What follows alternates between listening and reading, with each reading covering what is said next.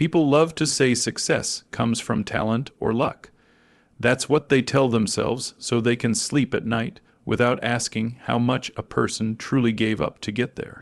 But the truth, success comes from sacrifice, quiet, invisible sacrifice that never makes it into speeches or headlines.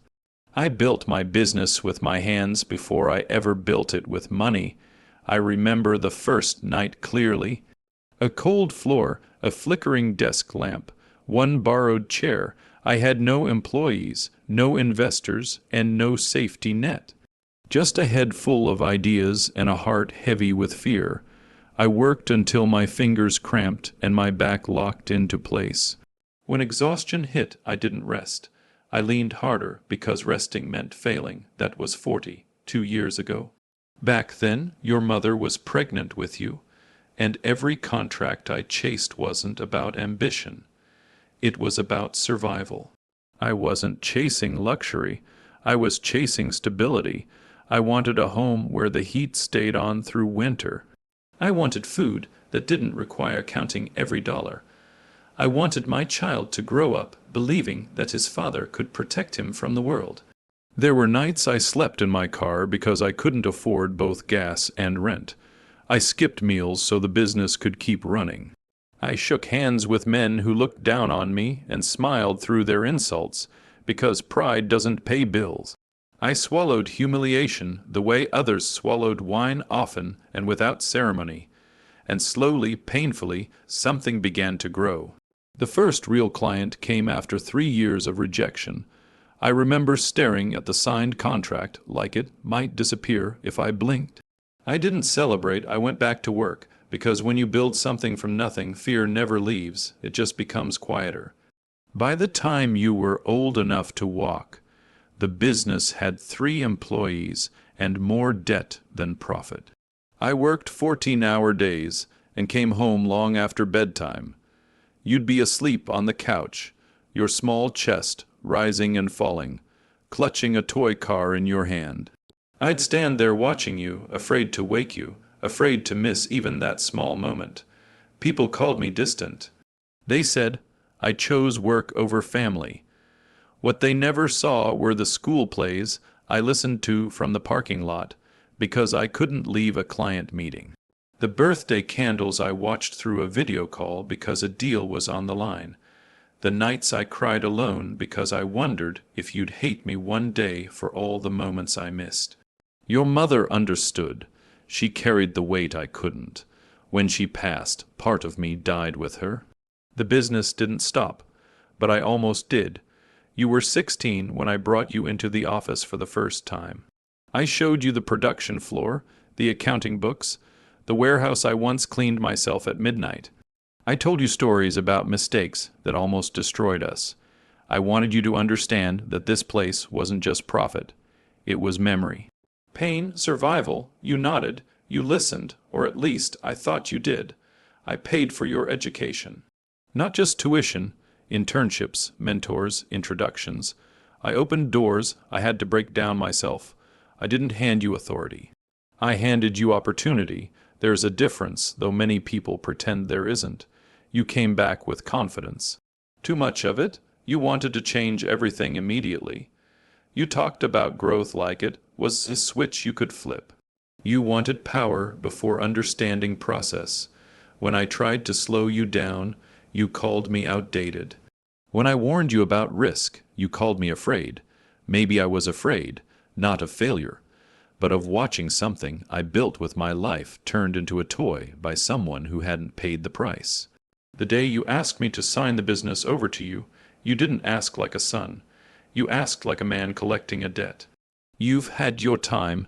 You said, "It's my turn now." I looked at you, then really looked at you, and realized the boy who once waited by the window for me was gone. In his place stood someone who saw inheritance as entitlement. So I said no, not loudly, not angrily. Just no, and in that single word, I felt the foundation crack. Not in the business, but in our relationship. Because the business was built with my blood and years, and you wanted it without shedding a drop. Silence can be louder than shouting when it comes from someone you love. After I said no, the calls stopped, not gradually, completely. Weeks passed, then months. Holidays came and went, like strangers knocking on a door I no longer opened. I told myself it was normal, that adults drift apart, that pride needed time to cool. But deep down, I felt it. Something had been cut, clean and deliberate. I still sent messages, short ones, careful ones. Asterisk hope you're well. Asterisk asterisk let me know if you want to talk. Asterisk they went unanswered. I tried not to let it harden me. A father shouldn't keep score with his child. That's what I told myself on nights when the house felt too big and too quiet. I poured myself into work, the only thing that had never walked away from me. The business was steady now, stronger than it had ever been. But success felt hollow without someone to share it with. Then, 3 days before Thanksgiving, my phone rang. Your name lit up the screen. For a moment, I just stared at it, afraid that if I answered, the illusion would shatter. But hope is a stubborn thing. It survives neglect. It survives disappointment. It survives reason. So I answered. Your voice was warm, almost familiar. You asked how I was. You laughed at things that weren't funny. You said you'd been thinking, that you didn't want us to be strangers. That family mattered more than business. I should have noticed how carefully you chose your words. You invited me to Thanksgiving dinner. Said you wanted things to feel normal again. Said your wife missed me. Said it wouldn't be right to celebrate without me there. I agreed too quickly. After we hung up, the quiet felt heavier than before. Something about the call lingered like a smile that doesn't reach the eyes. You hadn't apologized. You hadn't mentioned the business. You hadn't asked for forgiveness. You'd simply stepped around the wound and covered it with a tablecloth. Still, I told myself I was being paranoid. On the drive there, memories flooded in. You in the back seat as a child, kicking your feet against the leather, asking endless questions. You insisting I try your cooking experiments when you were learning to use the stove. I held onto those memories like proof that love couldn't vanish overnight. The house looked warm when I arrived, lights glowing through the windows, laughter drifting into the cold evening air. The smell of roasted turkey wrapped around me, familiar and comforting. For a second, my chest loosened. Maybe I was wrong. Your wife opened the door and hugged me, but her arms were stiff, her smile delayed. She didn't meet my eyes for long. Inside, the house was spotless, too spotless, like a place staged for a showing rather than lived in. The table was set perfectly, plates aligned, glasses untouched, and then I saw them, 2 men in dark suits sitting at the dining table. They didn't belong there. They didn't hold drinks or smile or rise to greet me like family. They watched me the way people watch a transaction. My steps slowed. You appeared from the kitchen, wiping your hands on a towel, wearing a smile that didn't quite reach your face. Dad, you said, as if testing the word. You gestured toward the table. Have a seat. I looked around, waiting for an explanation. None came. No one served food. No one offered a toast. The turkey stayed in the oven. The candles remained unlit. The men stood. One of them introduced himself as a lawyer. That was when I understood. Thanksgiving wasn't a dinner. It was an ambush dressed up as tradition. A family table turned into a battlefield, and I, foolish enough to believe in reconciliation, had walked in unarmed. I sat anyway, because part of me still hoped I was wrong. But as the briefcase clicked open and papers slid across the table toward me, hope finally let go. And something colder took its place. The sound of the briefcase opening was louder than it should have been. It snapped through the room like a gunshot, sharp and final. The lawyer laid the papers out neatly, aligning the edges as if order could soften what was about to happen. Thick stacks, highlighted sections, colored tabs, the language of people who believe preparation equals righteousness. Mr. Harris, the lawyer began, his voice smooth and practiced, these documents are fairly standard. Once signed, ownership of the company will be transferred effective immediately. Immediately. The word echoed in my head while I stared at the papers, refusing to touch them. My hands rested in my lap, clenched so tightly my knuckles ached. I looked up, not at the lawyers but at you. You wouldn't meet my eyes. Your wife stared at the table. Her fingers twisted in her napkin until it tore. "So this is why you invited me," I said quietly. You exhaled like I was the unreasonable one. "Don't make this harder than it needs to be." Harder? I laughed once short, humorless. "You call this dinner?" You leaned forward, elbows on the table, finally meeting my gaze. There was impatience there, calculation, no trace of the boy who once begged me not to leave for business trips. "This is business," you said. "You taught me that." "No, I taught you honesty. I taught you patience. I taught you that business without integrity collapses eventually, but you'd only listened to the parts that suited you." The lawyer slid a pen toward me. I didn't pick it up. "You ambushed me," I said. My voice didn't shake, but something inside me cracked anyway. "You turned a family holiday into a trap." Your jaw tightened. "You forced my hand. I asked you respectfully. You said no." I said no because you weren't ready. "You don't get to decide that anymore." You snapped. "You're old. You're tired. The company needs someone aggressive, someone modern." There it was. The justification. The story you told yourself so you could sleep at night. The second lawyer cleared his throat. "Legally speaking, this is a smooth transition. We've already prepared everything to avoid complications." "Complications like my consent?" I asked. Neither of them answered. My chest felt heavy, like I'd swallowed something sharp. I thought of the nights I'd rocked you to sleep when you were sick. The weekends I spent teaching you math because you struggled. The college tuition I paid without blinking. All the ways I'd chosen you over myself, and now you sat across from me like I was an obstacle. "You owe me," you said suddenly, the words spilling out with years of resentment behind them. "I grew up without you. You chose that company over me. This is what I'm owed." The room went silent. I looked at you for a long moment, really looked, and I realized something that hurt more than the betrayal itself. You believed this. In your mind, the business wasn't my life's work. It was compensation, payment for absence, a debt you felt entitled to collect.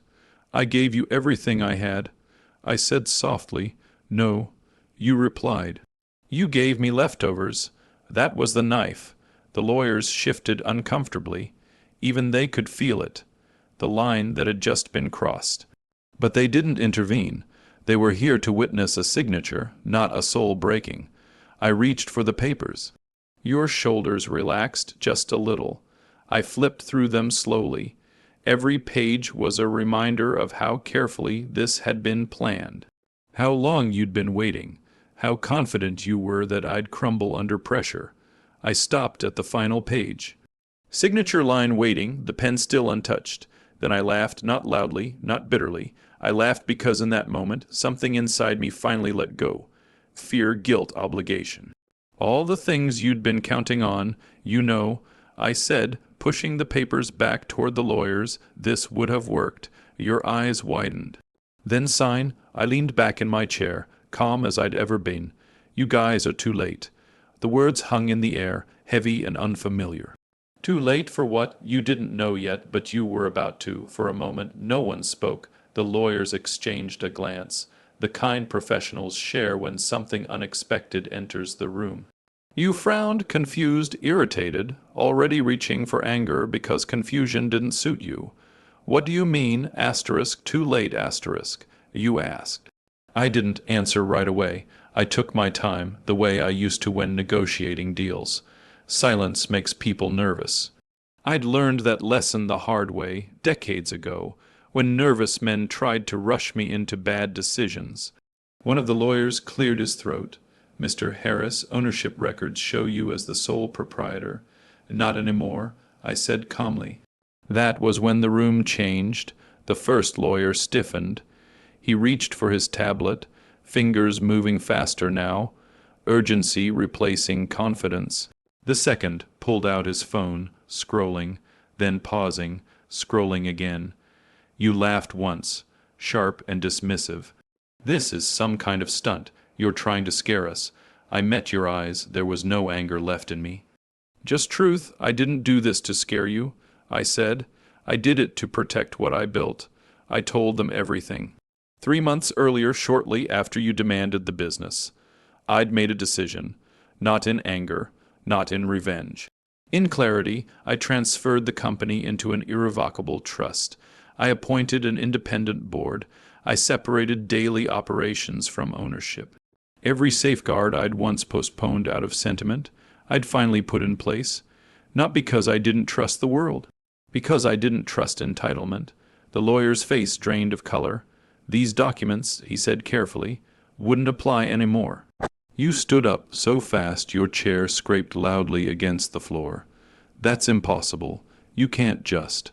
I can, I interrupted. And I did. Your wife finally looked at me, fear flickering across her face. This wasn't how it was supposed to go.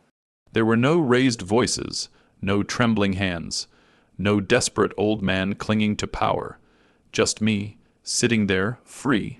You went behind my back. You accused. I nodded. The way you went behind mine, the words landed. Harder than shouting ever could. You always said you wanted the business. I continued. What you really wanted was control. You wanted the reward without the responsibility, and I couldn't allow that. Not for the company, and not for you. For me. You scoffed.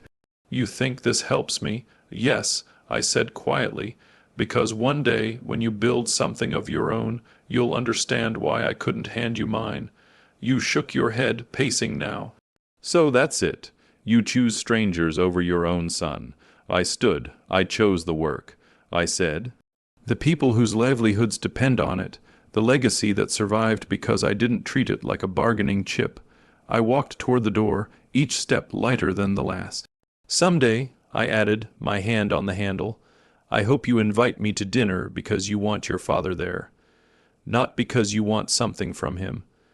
I left before anyone could respond. The air outside was cold, but it felt clean, honest. I sat in my car for a long moment, breathing, letting the weight finally lift from my chest. I hadn't won anything. I hadn't taken revenge. I'd chosen dignity. The business would continue, strong, protected, independent of betrayal. And I would continue too, wiser, calmer, unburdened by the illusion that blood guarantees loyalty. Some losses teach you who you are. That night I learned I was finally free.